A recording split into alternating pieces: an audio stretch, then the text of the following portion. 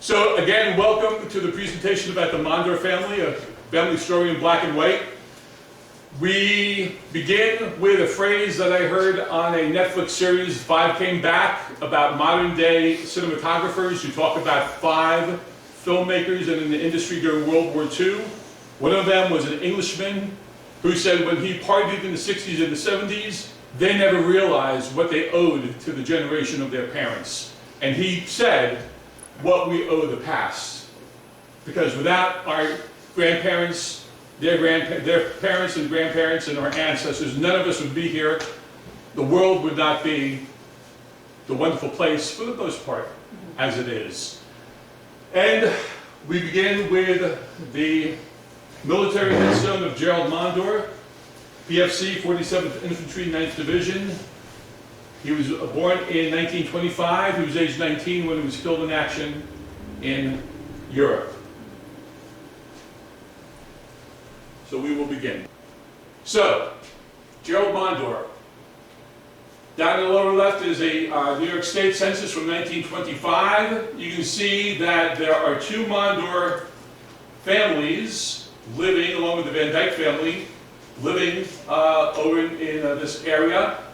Osmer with his wife Hazel, Gerald was born in 1925, and there were the Van Dyke family. Evelyn Van Dyke was a Mondore, and Omer Mondore.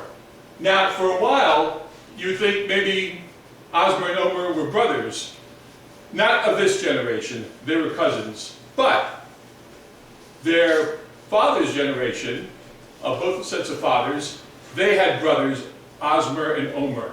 So there are sometimes names that overlap, and many times nicknames that overlap. Jay, for example. Jay could have been Jeduthan, it could have been Joel.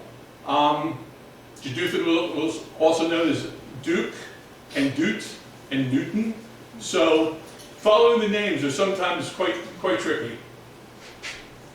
John Mondore. John Mondore served with a tank destroyer unit. That's a U.S. tank destroyer on the right. It was shattered by a German 88 in 1945. And Maridale soldier reported wounded in Germany. Private John Mondore, 20 of Maridale, now recuperating in the United States. Private Mondore is recovering satisfactorily, will soon return to duty. And this is from John. We were attacking northern outskirts of Huluk under heavy artillery and mortar barrage. I was a gunner on a light tank, and we were assisting the riflemen to outflank a German gun position. While crossing a road, the Nazis shot an 88 at us, hitting the tank and wounding me. A short time later, I was carried back to the rear medical echelons for treatment before being evacuated to England for convalescence.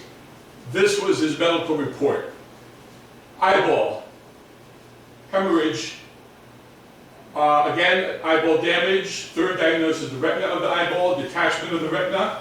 Cause of agent, artillery shell fragments. I might add that my dad served in Europe, and his brother was a battalion surgeon with Patton's Third Army. So this is my parents' generation.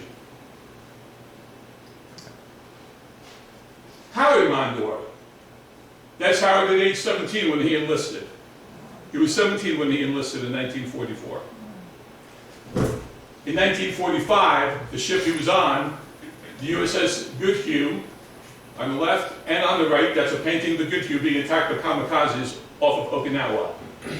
They were able to shoot the enemy plane, but it burst into thousands of parts over the ship, shredding the men on the deck with fragments of metal, and Howard was seriously wounded. Thank God that both John and Howard were able to make it back, and their cousin, Gerald, was a hero to our country. They were all heroes. So the Mondores, a family history in black and white. So along the Appalachian frontier, from the northeast and into the south, there were pockets of blended families. When I say blended, I mean biracial and even triracial. For example, in our area, we had the Mondores, the Helicus family, the Bacon family. There were other families in our area that up here in the mountains, where there weren't many other black families around, it was only natural, common, very common for folks of that family to marry within the broader community. Also, the Ramapough mountain people down at Malwa and Suffern. Have people heard about the Ramapough mountain people? Well, their derogatory name in Jersey, in that area, were called the Jackson Whites, but it was a very derogatory name. And they are a triracial group, Native American, European extraction, and black. They're a triracial group. And the Melungeons of the South, where Virginia, Tennessee, North Carolina, and Kentucky all come together, there's a group generally called the Melungeon people. Feel free to Google it. And this is a picture of a Melungeon family down in that region of the Appalachians. So these are mountain folks. They're mountain folks. How many people saw the movie Last of the Mohicans with Daniel Day-Lewis? And they're talking about why was that family on the frontier, the family that got wiped out and burned out? And Hawkeye's character says, the frontier is the only place where people can go for free land. And that was one of the impetuses for people to move to the frontier. And this was the frontier. Joel Mondore, the father of generations, likely from the Caribbean and the triangle trade. Now, he was listed as a servant in 1788. I haven't seen documentation that says he was a slave. He was described as a servant, and I'll show you the document in a moment. Ezra Reed, the man who Joel was in service to, 1740-1807, was originally from Norwalk, Connecticut. Sarah Kellogg, Reed's wife, her family was heavily involved in the triangle trade. Reed moved to Armenia, Dutchess County in 1763, involved with the steelworks. He started the steelworks that made implements for the American Revolution, and he served in the militia. He moved to Coxsackie in 1788, the same year as the manumission of Joel's wife and child. Now, the triangle trade, the slave population in Connecticut in the 1770s was over 6,000, more than 5,000 of whom came from the Caribbean. Merchants and clergymen often had slaves. It was a middle-class phenomenon in that particular state. Mondore is a French name, and the French colonies in the Caribbean were part of the triangle trade, and there are still Mondores living in the Caribbean, and I have been in contact and have spoken with them. They don't know any of their past history, only that they're from St. Lucia and Martinique. That's all they know. But it's interesting that there are Mondores still in the Caribbean. And what the Connecticut and New England would do, they would ship down food and wood to the Caribbean islands because they were too busy growing sugarcane to grow any food crops. So that was the trade on this side. And then, of course, you had the slave trade coming from Africa over to the Americas. Now, Armenia, October 13th, 1788. It says, this may certify that Joel Mondore, a Negro man, formerly a servant of Ezra Reed, formerly a servant, and his wife, now a slave to the said Ezra Reed, and their son Jeduthan, a slave to the said Ezra Reed, who is disposed to manumit the said slaves, and it appears to us that they are under the age of 50 and of sufficient ability to maintain themselves and are of good moral character. So, we don't know if Joel was a servant, a slave, but obviously he was part of the triangle trade originally. One legend states that his wife was Native American. As far as my conversations with present-day Mondore folks, they don't describe any Native American DNA, but that doesn't mean anything because DNA is like a pot of stew. When you take a DNA test, you only get the elements of past DNA that you inherited. You don't necessarily inherit DNA from every single ethnic or racial group that's in your past ancestry. And based on the census data, the date birth of Jeduthan is about 1776. He's listed in a series of censuses, and if you look at the age range for each of the censuses, you can triangulate the approximate date of his birth. So the son Jeduthan. Now, Armenia is down in the lower right in Dutchess County. The first Mondores in our area were over in the Margaretville area, the Middletown area, and then different sons of Jeduthan settled in the Roxbury area, both directly south of Grand Gorge and directly west of Prattsville. Two sets of, sets of brothers. In 1790, there was Joel Mondore, three persons of color. In 1880, Jeduthan Mondore shows up. The number on the census is illegible. In 1810, there's Jeduthan with a household of 7 free people of color. In 1820, Jeduthan is still in Armenia, and there's a breakdown. 6 boys under 14. He's between 26 and 44. 1 daughter under 14, and his wife, Eve. We know that his wife was Eve. In 1830, in Middletown, Jeduthan Mondon, which is a misspelling of Mondore, there are 2 males under 10, a male 10 to 23, a male 36 to 54, that's the triangulation I was talking about, and a female under 10, and a female from 24 to 35. Jeduthan the first and his son Jeduthan all lived in Middletown by 1830. Jeduthan the second buys land on lot 32, thank you Diane Galusha for information. And brother Alonzo buys land in 1847 from a Massachusetts merchant, also on lot 32. Not that far from the Arkville Cemetery. Now Route 30, just to the northeast of Margaretville, is across from the watershed office. There's a cemetery. Jeduthan and Eve are buried in that cemetery. Lot 32 is over to the right where it says Quiet Reserve. You see lot 32? That is not too far from the cemetery where they are interred. In fact, there's another monument there to Hanford Mondore. He's buried elsewhere, but there's also a monument to Hanford, a descendant, in the cemetery as well.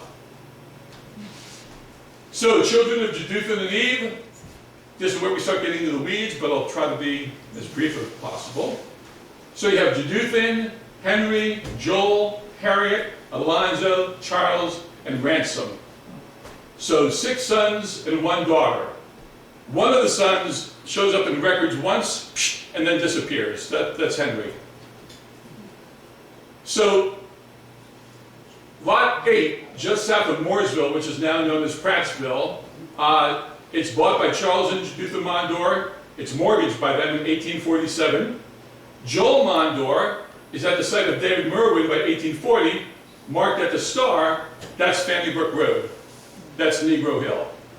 Now when you look at a map, and the map shows you Negro Hill, like at the high point, well, that's a whole hill. So even though they're not at the point where it says Negro Hill, that's still the hill. And of course, back then, it was known by the other word. Oops, sorry. So there you can see where it says Negro Hill, and that's Fanny Brook Road, and they were located right to the along that stretch of Fanny Brook Road.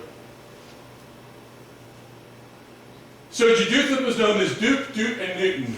He was born circa 1805. He died in 1899. He moved to Pennsylvania, married a woman named Hester. His son had been born in Roxbury here, and he had a daughter, Eliza, born in Pennsylvania. And when he came back to our area, he had another son named Francis. So Sylvester and Eliza chose to remain in Philadelphia. That's the Philadelphia branch of the Mondore family. And his grandchildren included Sylvester Jr., George Condon, Sarah Jane, James Beams, and George Gordon had 3 daughters who all served during World War II and in Korea. 3 daughters. One was an Army nurse, one served in the Army Air Corps and Air Force, and the other one served in troop morale, for lack of a better word. Not USO, but she worked with troop morale, both in Germany and over here. Jeduthan moved back to Roxbury, later lived with his sister Harriet Proper, deeded 13 acres of land at Negro Hill to Polly Mondore for money he owed in board and lodging for the past 9 years in 1899. So we know that Jeduthan, based on these records, died around 1899, 1900. But he was back living with his brother and his brother's wife in the late 1890s.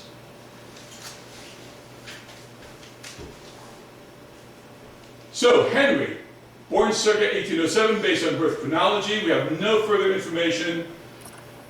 He was on a boat called the Saratoga near Poughkeepsie when he and a partner stole money. Then the partner got caught, and it went to trial, and the partner said, oh, it was this money that I found. And long story short, the authorities found out that Henry had been a participant in the lifting of money, and they were both sentenced, but after this notice, lost to history. Now, later in 1897, jumping ahead a while, when we get into the infamous story of Henry Mondore and Katie Plume, one of the papers says that Henry just went off to the woods one day and was never found. But there was a lot of hoopla about that particular story, which we'll talk about later. So Henry gets lost to history. Joel married Sophronia Tyler.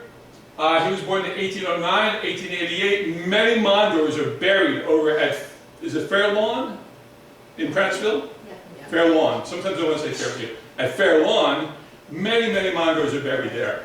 Many Mondores are buried up at Negro Hill at the Mondore Homestead burial plot. But there's only one big stone, Ransom's name and the name of some of his children. But you can see little nubs of stones all through the area. The last burial that I've been able to find there was in 1939. We'll talk about that. There's a notice about that later. So the people in yellow are folks who served in wars. Madison served with the 51st New York Infantry. So they're all biracial. All the wives are white. And Madison served in a regular volunteer infantry unit, not a United States Color Troop unit. Okay? So, now, people knew he had black ancestry, but, you know, when they needed men and men volunteered, they go, okay, you're coming, you know, you enlist in the 51st New York. These are other children of Joel and Sophronia. We'll talk about Irving a little bit later. Irving's son Fred was gassed in World War II. He came back. He never survived the effects of gas. He died from the gas attack of World War I. He died in 1921. So he died of the effects of being gassed in the war. And down below we have Aaron. Aaron is married 3 times, and he has all these children: Clarence, Edith, Aaron Jr., Edward, Doris Elaine, Anna Maria. Edward served in World War I. Edward lived out his life in the Bainbridge area, was very involved in Veterans Affairs. Edith had a son named Leslie James Doloff, who served in World War II. Clarence had a son, Clarence Jr. He served in World War II, Korea, and Vietnam in the U.S. Navy.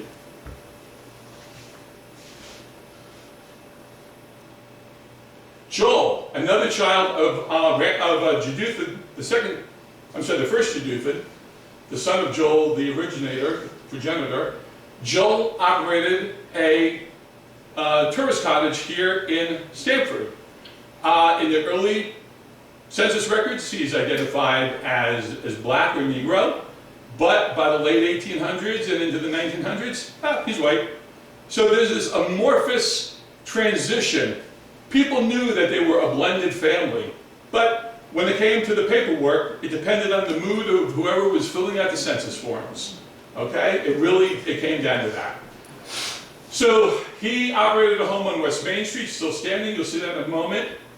That's is from 1925, the Alcazar Hotel. It had been turned into a Cuban hotel. In 1909, it talks about the cottage that he is renting on Brooklyn Heights. That's Churchill Park. 9 bedrooms, 2 toilets, a bath with 2 toilets. There you go. Electric lights, etc., etc. That's his son Everett. Everett moved down to the Endicott area and worked his entire life for IBM. He played in a band both locally and in another school nearby. And in 1935, his wife, Joel's wife, Mrs. Joel Mondore, Alice Haynes, I believe, was her name, she published a series of recipes in the local paper. So I always thought it would be interesting to take all of Alice Mondore's recipes and make them into a cookbook, because there are dozens of them. So the building on the left was built by Joel. He was a mason by trade. Built by Joel. This is West Main Street going up. The Rexmere would have been at the top of the hill to the left. And it's still there to this day. And he would rent that out in the summertime. Harriet. Harriet is the lone daughter of Joel. I'm sorry, of Jeduthan. Joel, Jeduthan, and then the kids. She's the lone daughter of Jeduthan. She married twice, probably common law, because I can't find any records of an official marriage certificate of any sort. So in 1850, she's living in Prattsville with Shepherd Bacon, her husband, with their children. In 1860 and 65, Shepherd is now gone, but brother Alonzo, her brother Alonzo, is living with them. In 1875, she's living with her brother Jeduthan, who had come back from Philly. In 1880, she's living with her husband, Hiram Proper. She's 80, he's 70, but by 1880, she's deceased.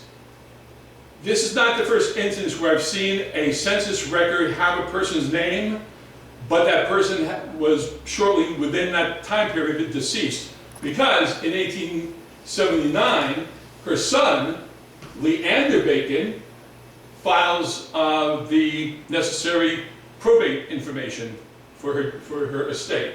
So her children, we have Anne. Leander served in the United States Colored Troop Regiment during the American Civil War. Sarah Henry, two of her grandchildren, Addie and Oliver, and they are the children of her son-in-law, Isaac Helicus. Now Isaac and one of Harriet's daughters had a common law marriage, because these children show up in later records as either Bacon or Helicus. Okay? So it was common law. Isaac served in the American Civil War, and he served down along the South Atlantic. He was discharged in the summer of 1865, but he caught fever, and he died in the hospital in New Orleans in October of 1865. So he never got to come home. And his children included Adam Bacon, Oliver, and then Oliver had Lillian, Charles, Oliver, and Josephine, and you'll see more about them a little bit later. That's the Helicus family, related to the Mondore family. So in 1865 in Prattsville, all living next to each other, we have Joel Mondore, Sophronia, his children. Next door is another Helicus family, Scipio Helicus, Albert, okay? The Helicus family of that branch. In a third home, we have Charles Mondore and his wife Betsy, a daughter and a son, Mary and Alonzo, and living in a log house. A log house. The other people had frame homes. This is on Washington Street, by the way, in Prattsville. I have the map in a moment. Harriet Bacon no longer is with Shepherd Bacon. He's out of the picture. We don't know if he's dead or gone. We don't know. And you see her children, grandchild, Addie and Oliver, Alonzo, her brother, and you see that Harriet and Alonzo were both born in Dutchess County, Armenia, and Isaac Helicus, son-in-law.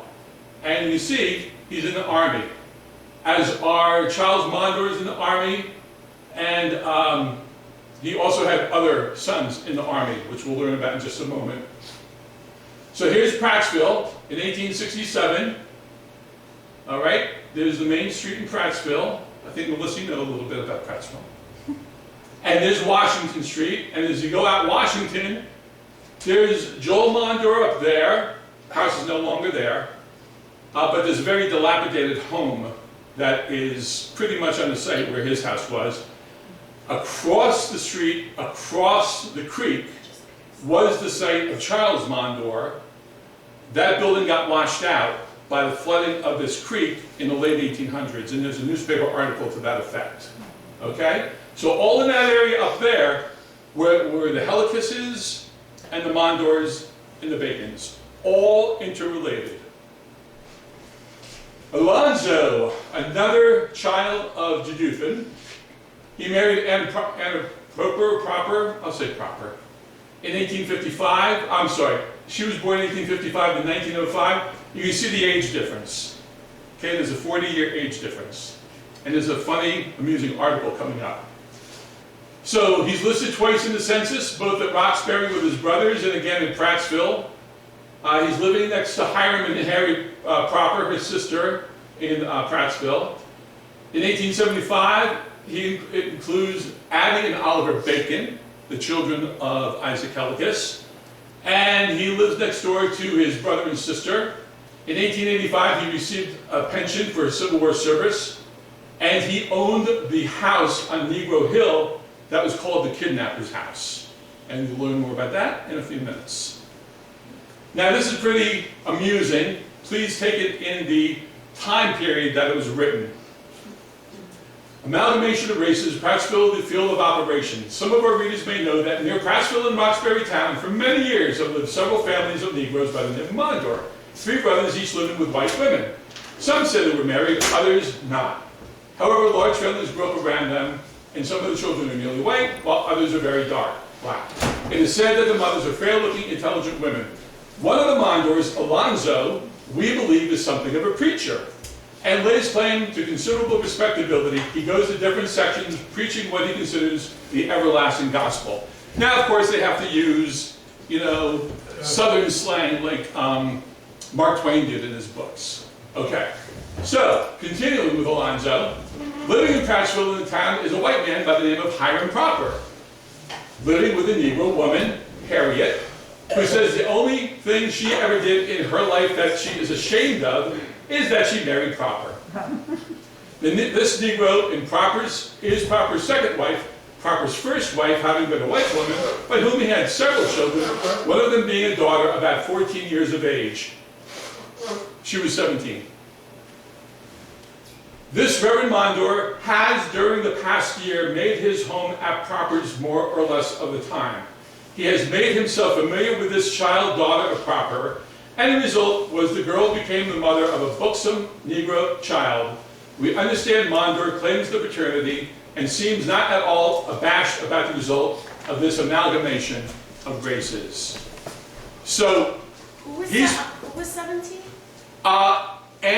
Anne Proper, the daughter of Hiram Proper, the stepdaughter of Harriet Bacon Proper. Okay? So he's 40 years older, but apparently they got along because they have a lot of kids together, and Anne was part and parcel of the infamous 1897 kidnapping that we're getting to. Children of Alonzo and Anna, look at all these kids they had. Harriet, Leonard, Ransom, Benjamin, Alfred, Lester, Harvey, Maggie, Mary, and Lena. And they're all at Fair Lawn Cemetery with a very nice marker for the family. A very nice marker. And this is the marker for Lester. He died in 1904. Charles, another son. I won't go into all the background about Charles per se, but he had some run-ins with the law in the late 1850s, early 1860s. He went before a judge, and let me see if I can read this in the dark. So he went before a judge, and the judge had admonished him for his disreputable actions. And this is from a newspaper article, 1860. Judge Jackson's decision in reversing the Dred Scott decision has given new life to Africa's sons and daughters, and they now assert their dignity and stand forth, not as chattel, but as those having certain inalienable rights. Charles stood up in front of the judge and basically chewed the judge out for treating him so poorly, so shabbily. So the newspaper picked up on that. And remember, in 1860 was the Dred Scott decision that said African Americans had no rights whatsoever, at all, across the entire United States. And the local judge said, no, that's not true. So, all right, so Charles served in the American Civil War. So he was pushing 50 when he enlisted. He served in the 1st U.S. Colored Cavalry, enlisted in 1864. He stood at 6 feet and a half inches tall. His children, Caroline, Lewis and Nelson both died in service. Both died in service. Mary married James Bean in Manhattan. In 1892, they lived in Philadelphia. A son, Charles, I'm not sure when he died, but one record said 1930. Another Alonzo.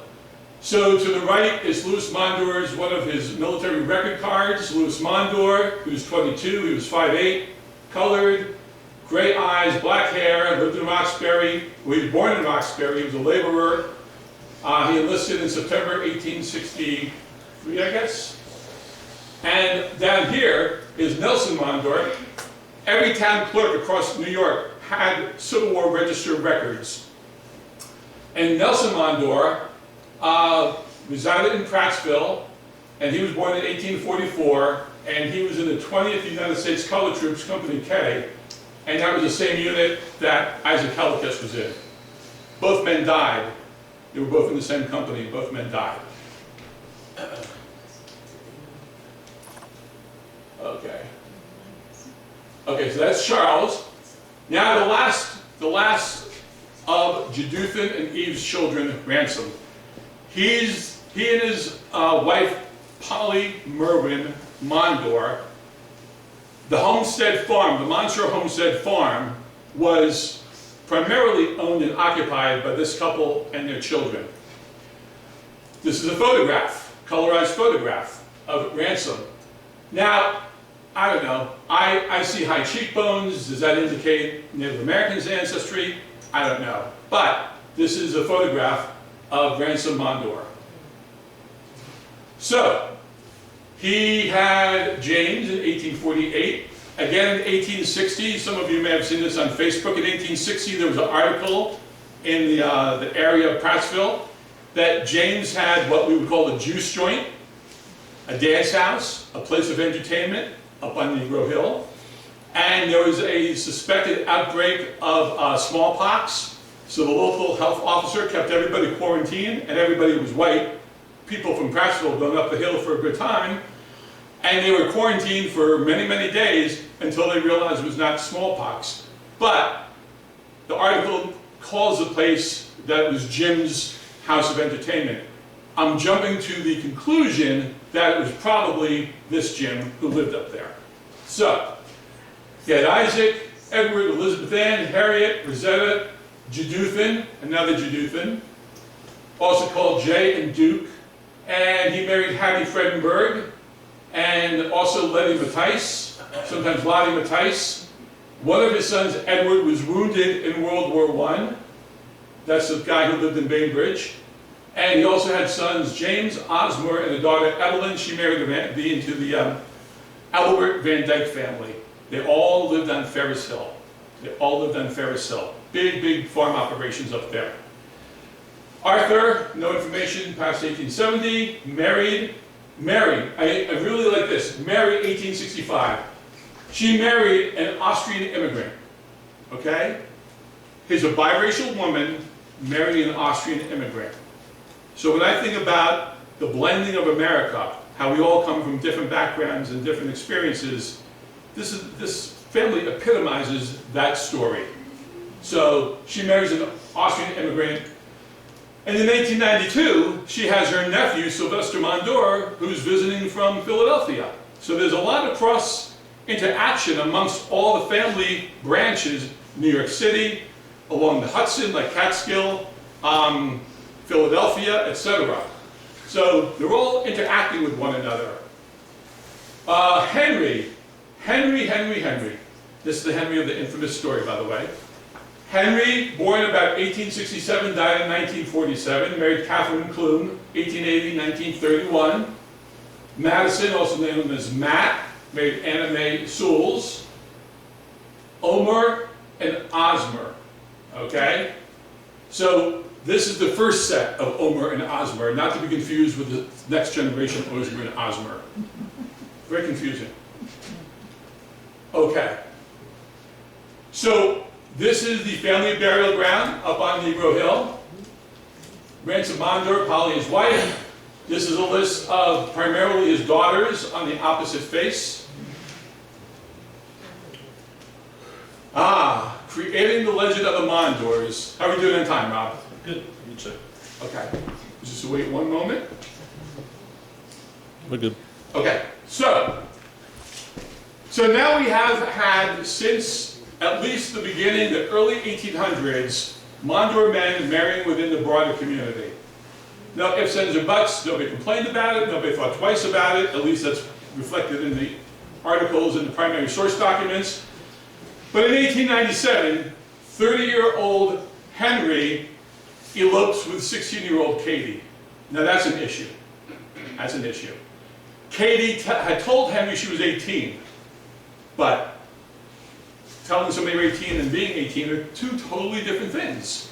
So this starts a nationwide scandal, which is portrayed as the worst thing to ever happen in American society, a black man and a white woman, even though that was not the circumstances whatsoever. So, national news, and feel free to Google it, because there are dozens of articles.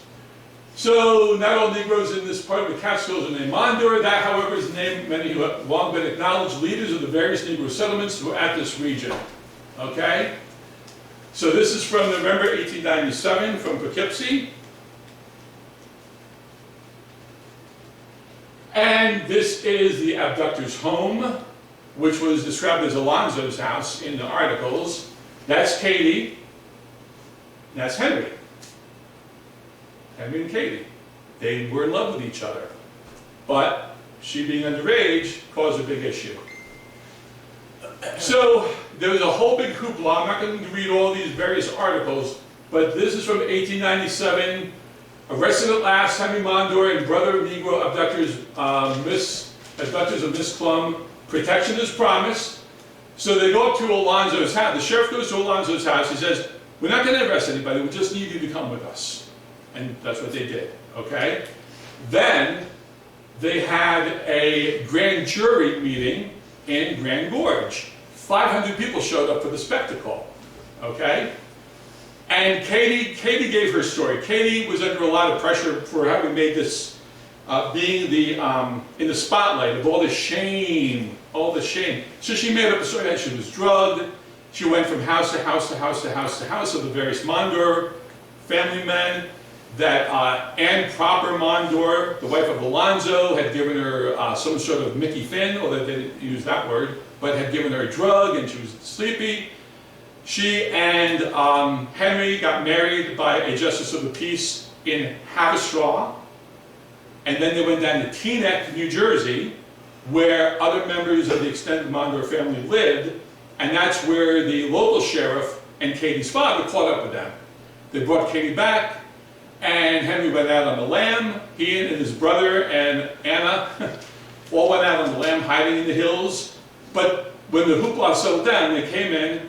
They had the hearing in Prattsville, attended by 500 people.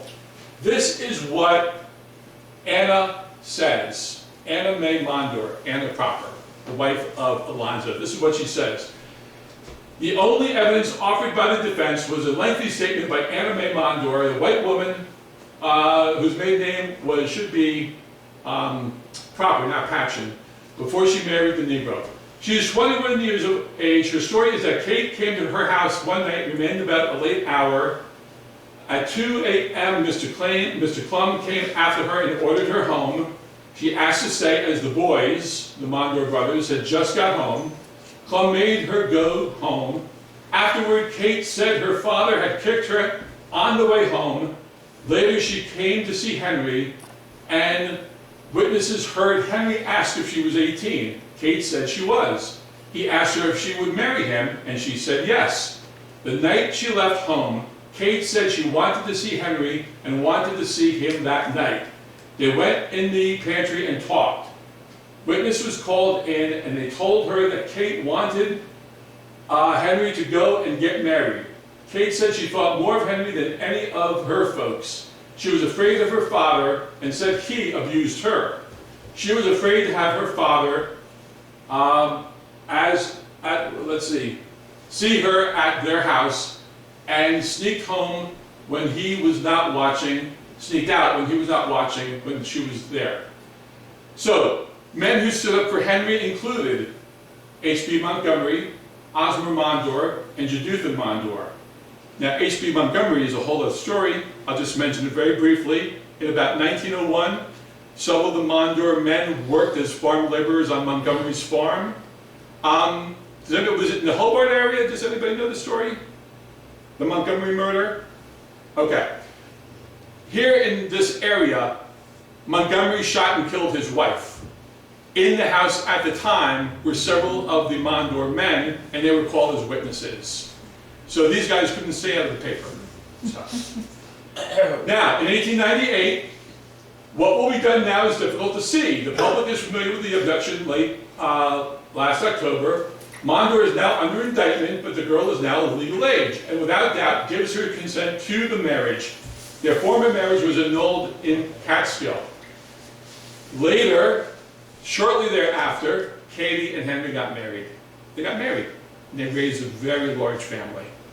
So that's the saga of Henry and Katie Clune.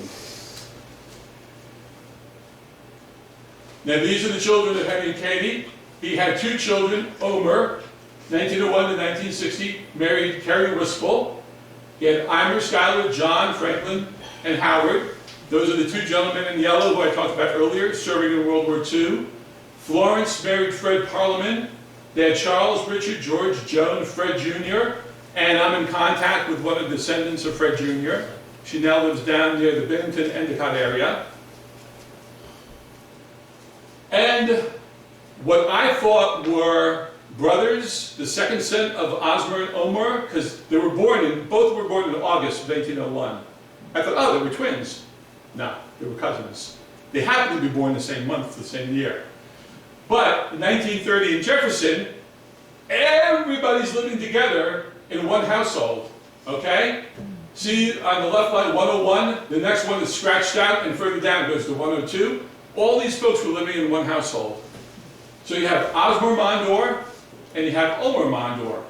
And you have Hazel, the wife, Gerald, the gentleman, KIA in Europe, Bill's brother, Jenny, Bill's sister, Hanford, the son. Omer has John and Eimer and Howard and Schuyler and Charles. They all lived up near the Richfield Springs area.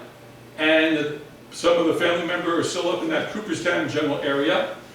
In 1947, we have Hanford Mondore, the guy seated at the left. In 1947, he is joining the U.S. Air Force after a stint in the U.S. Navy. So that's Hanford in 1947, bottom left. And in 1952, two brothers are among the inductees to sign up again for the military. They are Glenn Mondore, 19, and Hanford Mondore, 23, sons of Mr. and Mrs. Osmer Mondore in Exeter Center. So extraordinarily patriotic family. Now leaving the Mondore homestead, Jeduthan was dead by about 1900. Mondore offspring were operating dairy farms in nearby Ferris Hill Road and elsewhere, including Gilboa, Jefferson, etc. Jeduthan, son of Ransom, was buried at the homestead burial ground in 1939, and his obituary clearly states that. So the cross marks the burial ground site. That's the one that had the Ransom stone. And the triangle marks the homestead site of at least one of the several Mondore houses up in on that hill. So September 14th, 1903. Ransom, by the way, died, I believe it's 1909, I think. And Polly dies in 1914. So Ransom and Polly to Mary Hardenberg. 13.5 acres, accepting and reserving from this grant a plot 50 feet square where graves are located and a right of way to and from said graves for the purpose of burial. That's the Mondore homestead burial ground. Just a quick note about Mary Hardenberg. She was a servant to Isaac Hardenberg, who was about 40 years plus her elder, her senior. She was a maid in his house. They got married, and Isaac died shortly thereafter. And in 1903, Mary Hardenberg is buying land up on Negro Hill, bordering and including the Mondore family homestead site. So right now, it's part of the New York City watershed, that lot. That's the New York City watershed. I wonder if any of the deed work still reserves the Mondore burial ground. So I'll just conclude with one of the offshoot families, the Helicus family. So again, Charles Helicus is the grandson of Isaac Helicus. So there's Oliver is the father, okay? That's the son of Isaac. His wife Sarah, okay, she's white, again, the same pattern. Lillian, Charles, and Oliver. That's the family, and they're living over in Jewett. The Helicus family is in the Jewett area as early as 1830, okay? In 1930, the first Oliver, the father, is dead, or gone, and Sarah has now married Nicholas Fidak. He's a Romanian Jew, and he speaks Yiddish. Talk about a blended family. Okay, that again is Heinz 57. They got a little bit of everything going on. So here's Sarah. The mom is seated. Josephine is seated. Lillian is standing. Lillian, the daughter. Okay, so we have Charles, Oliver, and Josephine. Those are the three youngest kids. And Lillian is standing. That's the oldest daughter. Again, these are the great grandkids of Isaac, the great grandkids of Harriet, Mondore, Bacon, proper. Can you keep all that straight? Now, there's Lillian with her husband, who works for the Postal Service, from about 1940, I believe, maybe a little bit earlier. And that's Lillian in her older age, 1904. She died in, clearly that's what it's saying. She didn't die in 1919. I think it was 1991. Better be 1991 with the color photograph. So anyway, that's Lillian. She's the great-granddaughter of Harriet. This is Charles. Charles served in the U.S. Army during World War II. He was a staff sergeant, which usually meant that he was in charge of a squad of men, infantrymen. I'm running away to the records department to see if I can find out what unit he was in. Nobody seems to know. He only died in 1980, and he lived over in Hunter. And this is the brother. This is Oliver Helicus. He was a well-known steeple jockey, and also just a race jockey. He had several major tumbles and spills off of a horse where he broke like bones off of his body. In about 1940, he took a job as a truck driver delivering boxed lunches. And he said, oh, this is a safe job. In 1944, he had an accident and was killed. Okay? Oliver Helicus was killed in a truck accident in 1944 while his brother was in New York fighting. There's Oliver, right there to the left. That's his son, James. And James was adopted, a common practice amongst families when parents were no longer around or able. James was adopted by his aunt, Josephine. And that's Josie, Claude Decker, and James. I guess probably sometime in the 50s or early 60s. And again, just go back in the records to Isaac Helicus. Again, 1865, there's Addie and Oliver, there's Isaac, there's one of the thing of Isaac's military service cards. He died in New Orleans in October 1865. He was in the 20th United States Colored Troops. Shortly less than a year after the infamous 1863 draft riots in New York City, the 20th United States Colored Troop Regiment was presented with a flag from, they were proud to receive the colors from Charles King, President of Columbia College. This is the ceremony of presenting the national colors to the 20th United States Colored Troops. And this is a parade of them marching through New York City. I think that's a wonderful legacy to have as part of the Mondore and extended family story. So there are many more stories. The Mondore Brothers Dairy Operation, Irving Carson Mondore, from dairyman to teacher to automobile owner, dealership owner over near Portland, New York. The service of the Mondores in the Civil War, the Mondores of the witnesses in the Montgomery murder trial, and William Mondore, Bill's cousin, Bill's direct cousin. This is William Mondore. In 1993, he heard the noise of a kidnap victim who was buried underground in Lower Manhattan. He heard the noise, he dug, and rescued that man who's hugging him. Ironically, the man's name is Harvey Weinstein, but whatever. Not the same as the film person. But this is William Mondore. He now lives up in Webster, New York, up on Lake Ontario. He's in the 70s. So he was born in 1949. His children live on Long Island. His children. And Agnes. So these two are cousins. This is part of the, I think it's yeah. She's the daughter of one of the Aaron Mondores, of the Albany branch. So, presentation by myself. If anybody wants more information, that's my contact information. This will be put on YouTube in the near future. And now, I'll be glad to entertain any questions.